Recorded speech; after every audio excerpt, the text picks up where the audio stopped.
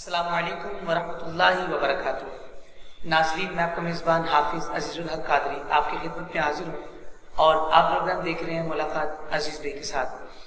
ناظرین، آج کے ہمارے اس پروگرام کا خاص ٹاپک ہے حضرت امام حسین امام علی مقام سید الشہداء حضرت امام علی مقام حضرت امام حسین رضی اللہ تعالیٰ عنہ کے یاد میں آج محرم اسپیشل پروگرام ہے۔ اس میں بھی آج ہمارے ساتھ اسٹوڈیو میں موجود ہیں حضرت علامہ قاری اظہر علی نعیمی صاحب تشریف فرما ہے۔ آج ان سے بھی گفتگو کریں گے، تو آئیے پروگرام کا آغاز اللہ پاک کے پاک کلام سے کرتے ہیں۔ اعوذ باللہ من الشیطان الرجیم، بسم اللہ الرحمن الرحیم، لا اقسم بهذا البلد وأنت حل بهذا البلد ووالد وما ولد لقد خلقنا الإنسان في كبد أيحسب أن لن يقدر عليه أحد صدق الله العظيم۔ آئیے ناظرین، محرم کے حوالے سے ایک شعر میں پیش کرتا ہوں، توجہ سے سماعت فرمائیے۔ کیا سخی ہے وہ محمد کے گھرانے والے، گھر کا گھر مرضی مولا پہ لٹانے والے۔ یا حسین آپ کے جذبے شہادت کو سلام،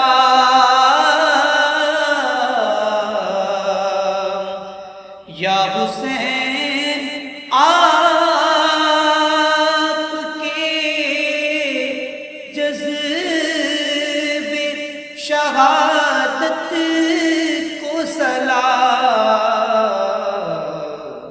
بھول سکتے ہی نہیں تم کو زمانے والے، بھول سکتے ہی نہیں تم کو زمانے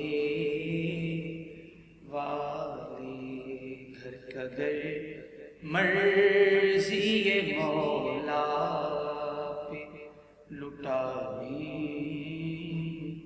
والے۔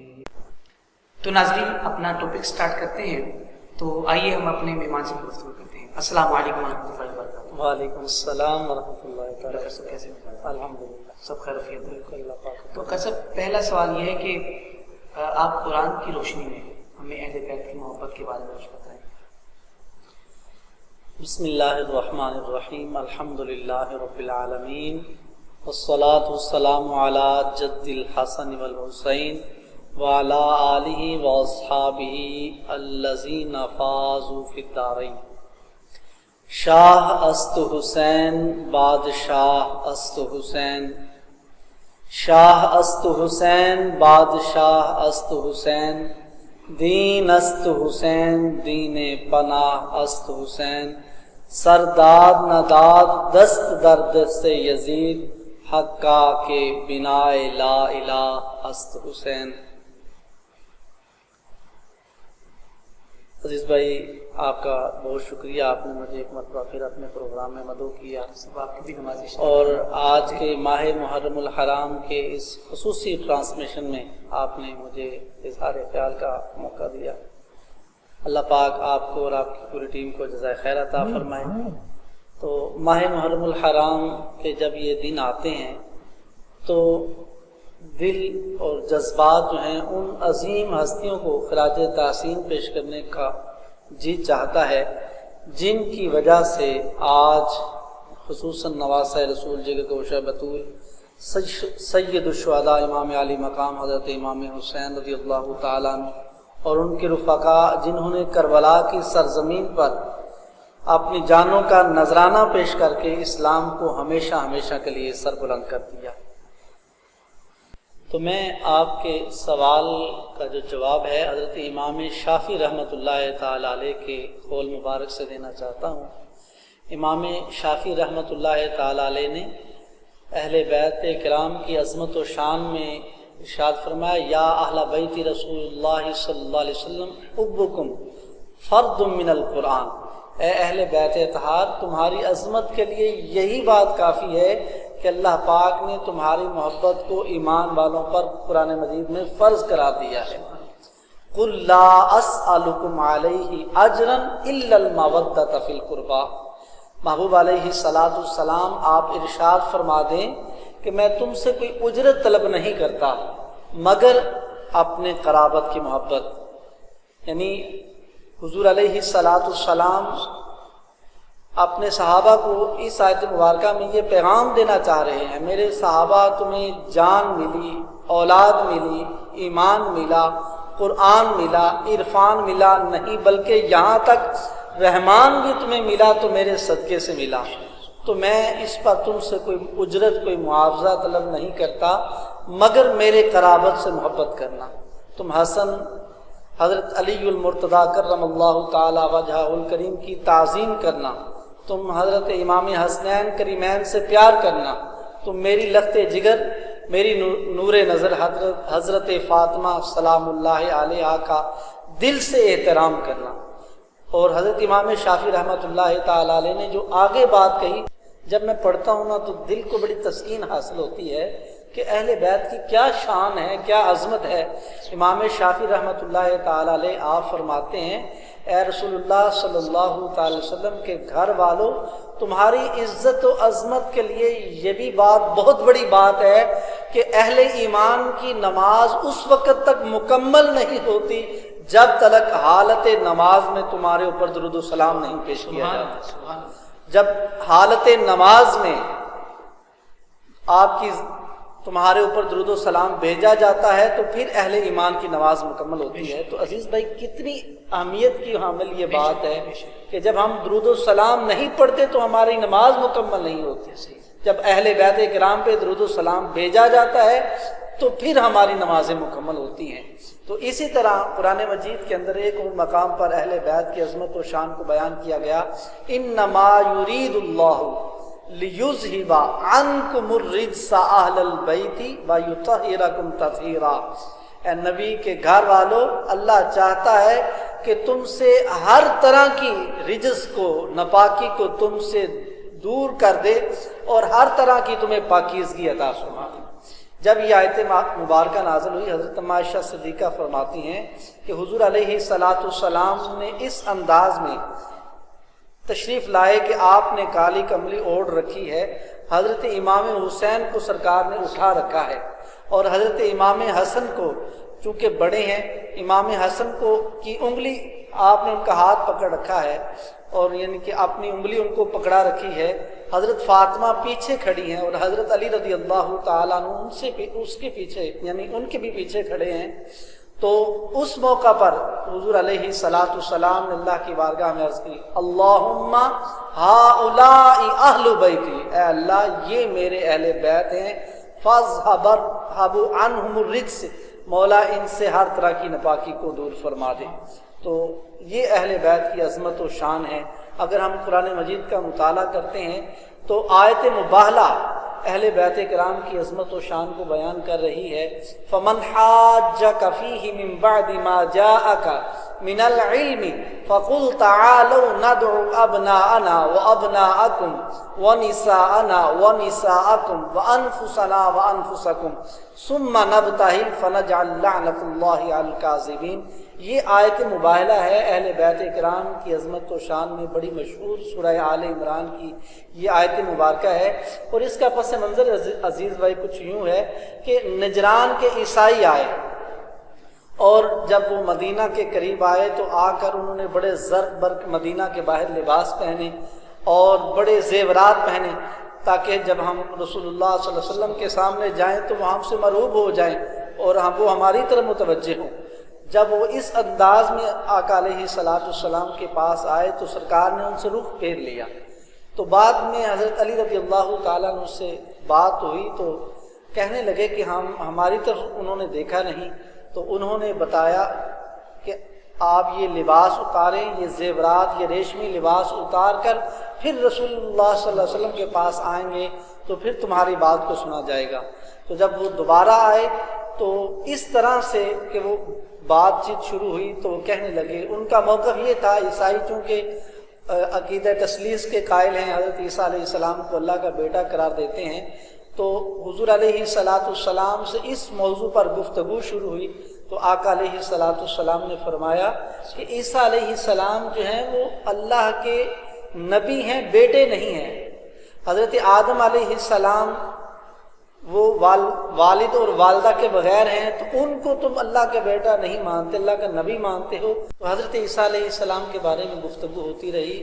آقا علیہ السلام نے بڑی حکمت بھری گفتگو کے ساتھ ان کو یہ بات سمجھانے کی کوشش فرمائی کہ حضرت عیسیٰ علیہ السلام جو ہیں وہ اللہ کے نبی ہیں، بیٹے نہیں ہیں. تو وہ اپنی بات پر باضد تھے، قائم تھے. تو اللہ پاک نے یہ آیت مباہلہ نازل فرما دی جس میں فرما دیا گیا، پیارے حبیب علیہ السلام آپ ان کو مباہلے کی دعوت دیں. یہ گفتگو سے اور عقل سے سمجھنے والے نہیں ہیں، مباہلے کے لیے پیش کر لیں. جو جھوٹا ہوگا اس پر اللہ کی لعنت ہوگی. تو سرکار نے ان کے سامنے آیت مباہلہ پیش کی کہ مباہلے کے لیے آ جاؤ. تو کہنے لگے کہ ہم اپنے بڑوں سے بات کر کے پھر آپ کو بتائیں گے. جب اگلے روز مشورہ کر کے آئے تو بڑے دانا، فہم و فراست والے لوگ ان کے ساتھ تھے. جو ان کا بڑا پادری تھا، انہوں نے اس طرح سے دیکھا کہ حضور علیہ السلام کی بارگاہ میں جناب حسنین کریمین بھی ہیں، حضرت علی و فاطمہ بھی ہیں رضی اللہ تعالیٰ عنہما بھی ہیں. تو سرکار ان سے فرما رہے ہیں میں دعا کروں گا، تم نے آمین کہنا ہے. تو وہ بڑا پادری جو عیسائی تھا وہ کہنے لگا کہ میں تو ایسے چہرے دیکھ رہا ہوں، اگر یہ آمین کہہ دیں، اگر کہہ دیں کہ پہاڑ اپنی جگہ سے ہل جائے تو اللہ پاک ان کی دعاؤں پر پہاڑ کو بھی اس کی جگہ سے دور فرما دے. تو اس موقع پر انہوں نے پھر جب حضور علیہ السلام سرکار کے گھر والوں کو پنجتن پاک کے نورانی چہروں کو دیکھا تو آپ نے پلٹ کر اپنے عیسائیوں سے، لوگوں سے کہنے لگا کہ کبھی بھی سرکار کے ساتھ مباہلہ نہ کرنا. اگر تم مباہلے کے لیے آ گئے تو تمہارا دنیا سے رہتی دنیا تک نام و نشان مٹ جائے گا اور مذہب عیسائیت ختم ہو جائے گا. چنانچہ پھر انہوں نے مباہلہ کرنے سے وہ گریزاں رہے، باز رہے. تو یہ آیت مباہلہ جو ہے اہل بیت کرام کی عظمت و شان کو بیان کر رہی ہے. تو قاسم صاحب یہ 9-10 کا روزہ جو ہوتا ہے یہ اس کی کیا فضیلت ہے؟ اس کے بارے میں آتا ہے کہ حضور علیہ السلام جب مکہ سے مدینہ طیبہ تشریف لے گئے تو وہاں کے یہودیوں کو دیکھا کہ وہ جب 10 محرم الحرام کا دن آتا تو اس دن روزہ رکھا کرتے تھے. تو سرکار نے ان سے پوچھا بھائی تم روزہ کیوں رکھتے ہو؟ تو کہا کہ اس دن اللہ پاک نے موسیٰ علیہ السلام اور ان کے ماننے والوں کو نجات دی تھی. وہ دریا سے آرام سے گزر گئے اور فرعون اور ان کے جو ماننے والے تھے اس کی فوج کو تباہ و برباد کر دیا، سمندر کے اندر ہلاک کر دیا. تو شکرانے کے طور پر ہم اس دن روزہ رکھتے ہیں اور ہمارے آباء و اجداد رکھتے چلے آئے ہیں. تو حضور علیہ السلام نے ارشاد فرمایا تمہاری بنسبت تو ہم موسیٰ علیہ السلام کے زیادہ حقدار ہیں. سرکار نے فرمایا ہم بھی روزہ رکھیں گے. پھر سرکار نے 10 محرم کا روزہ رکھا. پھر سرکار کی بارگاہ میں عرض کی کہ پیارے آقا اس طرح تو ان کے ساتھ مشابہت پیدا ہوتی ہے. سرکار نے فرمایا آئندہ سال ہم 9 اور 10 کا اکٹھا روزہ رکھیں گے، 9 کا بھی رکھیں گے، 10 کا بھی روزہ رکھیں گے تاکہ ان اہل یہود سے مشابہت پیدا نہ ہو. تو اس کی فضیلت میں آتا ہے جو 10 محرم کا روزہ رکھتا ہے اس کی برکت سے اللہ پاک 1 سال کے بندے کے گناہوں کو معاف فرما دیتا ہے. اور یہ روزے جو ہیں یہ نفلی روزے ہیں، رکھنے کا بڑا اجر و ثواب ہے. ایک روایت میں آتا ہے کہ ماہ رمضان مبارک کے فرض روزوں کے بعد سب سے زیادہ جو روزے کی فضیلت ہے وہ عاشورہ کے روزے کی فضیلت ہے. اس لیے اس دن روزہ رکھا جائے تو اس کی بڑی فضیلت ہے. تو قاسم یہ جو شہادت امام حسین ہے اس سے ہمیں کیا سبق حاصل ہوتا ہے؟ واقعہ کربلا جو ہے اصل میں حق اور باطل کا معرکہ ہے. واقعہ کربلا سے 2 کردار سامنے آتے ہیں، ایک حق کا کردار ہے اور ایک باطل کا کردار ہے. حق کا نام حسینیت ہے اور باطل کا نام یزیدیت ہے. تو اس واقعے سے جو ہمیں پیغام ملتا ہے وہ اس شعر سے ہمیں پتہ چلتا ہے کہ امام علی مقام رضی اللہ تعالی عنہ نے اپنی اور اپنے خاندان والوں کی جانیں تو پیش کر ڈالی، لیکن اسلام کے پرچم کو ہمیشہ ہمیشہ کے لیے بلند کر لیا، اس لیے کہ یزید فاسق و فاجر تھا، اس کے ہاتھ میں ہاتھ نہیں دیا بلکہ اپنا سارا کا سارا کنبہ قربان کر دیا، اور پیغام یہ دیا کہ جب بھی میرے محبوب علیہ میرے نانا کی امت جب بھی تمہارا باطل سے سامنا ہو، حق اور باطل مارکا میں ہو، برسر پیکار ہوں، تو اپنی جانوں کو تو پیش کر دینا ہے، لیکن اسلام کے پرچم کو، اسلام پر آنچ نہیں آنے دینی۔ تو مرد حق باطل سے ہرگز خوف کھا سکتا نہیں، یہ بہت بڑا پیغام ہے واقعہ کربلا کا۔ مرد حق باطل سے ہرگز خوف کھا سکتا نہیں، یہ سر کٹا تو سکتا ہے لیکن جھکا سکتا نہیں۔ یہ ہمیں امام علی مقام کی سیرت سے، قربانی سے ہمیں یہ واقعہ ملتا ہے، یہ پیغام ملتا ہے کہ ہم اسلام کی سربلندی کے لیے جب بھی اسلام پر کوئی آنچ آئے تو ہم اپنی جان بھی قربان کر ڈالیں اور اسلام کے پرچم کو ہمیشہ ہمیشہ کے لیے بلند رکھیں۔ تو ناظرین، آپ نے سنا کتنے خوبصورت انداز میں قبلہ قاری صاحب نے آج ہمیں اہل بیت کی محبت کے بارے میں بتایا۔ تو ان ساری گفتگو سے جو ہمیں سبق حاصل ہوا وہ یہ ہے کہ ہمیں حق اور سچ کا راستہ تھامے رکھنا چاہیے، اسی میں ہماری بھلائی ہے۔ اللہ تعالیٰ ہمیں کر سب کی باتوں کو سن کر اس پر عمل کرنے کی توفیق عطا فرمائے، اور اللہ تعالیٰ ان کے علم و عمل میں برکتیں اور وسعت عطا فرمائے۔ ہم ان کا شکریہ ادا کرتے ہیں، اور بابا اسلامک اسٹوڈیو پوری ٹیم جو ہے ان کا شکریہ ادا کرتے ہیں کہ بار بار یہ ہمارے جو ہے وہ آواز پر لبیک کہتے ہوئے تشریف لے آتے ہیں۔ اللہ تعالیٰ ان کو جزائے خیر عطا فرمائے۔ تو ناظرین، آپ کو ہماری یہ ویڈیو اچھی لگی ہو تو ہمارے اس چینل بابا اسلامک اسٹوڈیو کو سبسکرائب کریں، اور ہماری اس ویڈیو کو لائک کریں، شیئر کریں، اور کمنٹ باکس میں کمنٹ بھی کریں، تاکہ مزید ویڈیوز ہم آپ تک ہر وقت اور بر وقت پہنچائیں۔ آپ سے اگلے پروگرام میں ملاقات ہوگی، تب تک کے لیے اللہ حافظ۔